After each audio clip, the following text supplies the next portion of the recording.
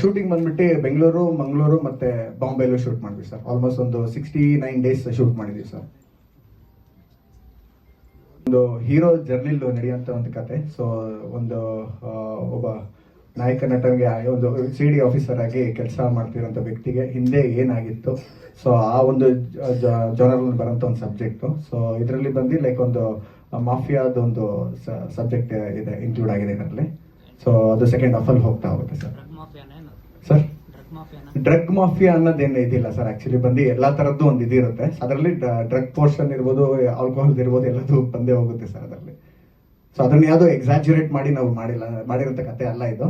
ಒಂದು ಹೀರೋಗಾಗಿರೋಂಥ ಒಂದು ಘಟನೆ ನಡೆಸ್ತಾ ಹೋದಾಗ ಅಲ್ಲಿ ಬರೋಂಥ ಒಂದು ಕೆಲವೊಂದು ಅಂಡರ್ ವರ್ಲ್ಡ್ ಆಕ್ಟಿವಿಟೀಸ್ ವಿಷಯವಾಗಿ ನಾವು ಈ ಸಿನಿಮಾನ ತಗೊಂಡೋಗಿದ್ದೀವಿ ಸರ್. ಸರ್ ಇದು ನಂದು ಫಸ್ಟ್ ಸಿನಿಮಾ ಸರ್. ಇದಕ್ಕೂ ಮುಂಚೆ ಅಸಿಸ್ಟ್ ಮಾಡಿದ್ದೆ ಬೇರೆ ಸಿನಿಮಾಗಳೆಲ್ಲ, ಬಟ್ ಇದು ಬಂದು ನನ್ನ ಡೆಬ್ಯೂ ಮೂವಿ. ಸೊ ಇದು ಬಂದು ಹೊಸ ಸಿನಿಮಾ.